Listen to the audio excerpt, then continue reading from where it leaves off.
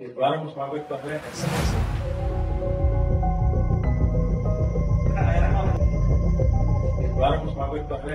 সম্প্রতি ভারতীয় একটি প্রভাবশালী গণমাধ্যমে মার্কিন গোয়েন্দা প্রধান তুলসী গ্যাবার্ডের একটি সাক্ষাৎকার প্রচারিত হয়।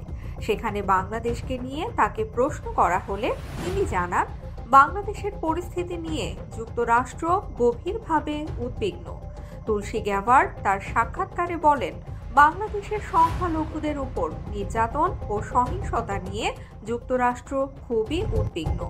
যুক্তরাষ্ট্রের প্রেসিডেন্ট ডোনাল্ড ট্রাম্পের প্রশাসন বিশ্বজুড়ে ইসলামী সন্ত্রাসবাদকে পরাজিত করতে প্রতিশ্রুতিবদ্ধ বলেও তিনি উল্লেখ করে বলেন, ডোনাল্ড ট্রাম্পের নতুন মন্ত্রিসভা বাংলাদেশের অন্তর্বর্তীকালীন সরকারের সঙ্গে আলোচনা শুরু করেছে, তবে ধর্মীয় সহিংসতা তাদের উদ্বেগের মূল বিষয় হিসেবে রয়ে গেছে।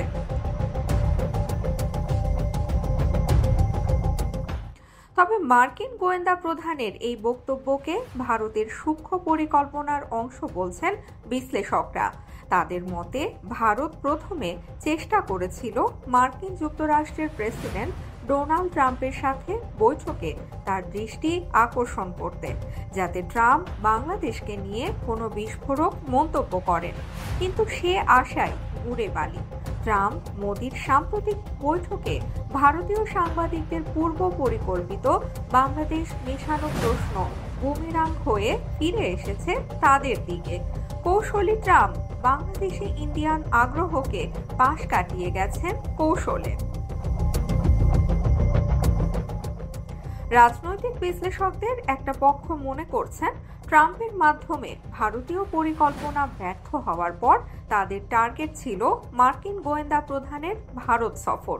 এই সফরকে উদ্দেশ্য করে মাঠে নামে পর্দার আড়ালের কুশীলভরা। এবার মাঠে খেলা হলো হিজবুত তাহরিরের কথিত ইসলামী খেলাফত কার্ড। এই সংগঠনকে পরিকল্পিতভাবে সামনে আনা হলো তুলসী গ্যাবার্ডের ভারত সফরের এক সপ্তাহ আগে। বাইতুল মোকাররমের সামনে এক বড় জামায়াত করল নিষিদ্ধ সংগঠন তাহরির। তাদের হাতে সুস্পষ্টভাবে ইংরেজি হরফে লেখা খেলাফতের ব্যানারকে আন্তর্জাতিক মিডিয়ায় প্রদর্শন করা হলো। যদিও হিজবুত তাহরির মাঠে নামার পর তাদের ঠেকাতে কঠোর হয়েছে অন্তর্বর্তী সরকার। গ্রেপ্তার করা হয়েছে অনেককে। সরকারের এই অ্যাকশনে থাকার পরও ভারত নোংরা খেলায় মেতেছে।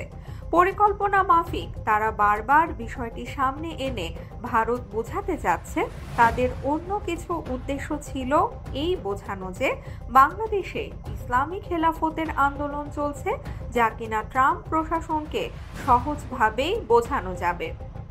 যদি ট্রাম্পকে বোঝানো যায় বাংলাদেশে খেলাফতের আন্দোলন চলছে, তবে খুব সহজেই তাকে রাগান্বিত করা যেতে পারে। মার্কিন গোয়েন্দা প্রধানের এই সাক্ষাৎকারে ইসলামী খেলাফতের আদর্শের কথা বিশেষভাবে উঠে আসে। গ্যাবার্ড বলেন, ডোনাল্ড ট্রাম্প এ ধরনের খেলাফতের আদর্শ চিহ্নিত করে পরাজিত করতে দৃঢ় প্রতিজ্ঞ।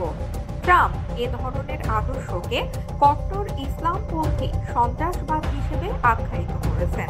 এখন বাংলাদেশের সচেতন মহলের মনে একটাই প্রশ্ন, তুলসী গ্যাবার্ডের ভারত সফরের এক সপ্তাহ আগেই কেন বাংলাদেশে নিষিদ্ধ সংগঠন লেখা সংবলিত খেলাফতের ব্যানার নিয়ে মাঠে নেমেছিল?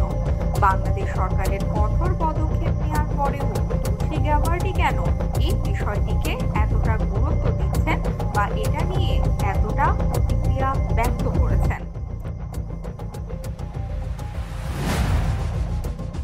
বিশ্লেষকরা মনে করছেন, নিষিদ্ধ সংগঠন হিজবুত তাহরিরের কথিত ইসলামী খেলাফত ভারতের নয়া ষড়যন্ত্র, আর হিন্দু তুলসী গ্যাবার্ডের এ বিষয়ে কথা বলাটাও সেই ষড়যন্ত্রের অংশ বলেই মনে করছেন তারা।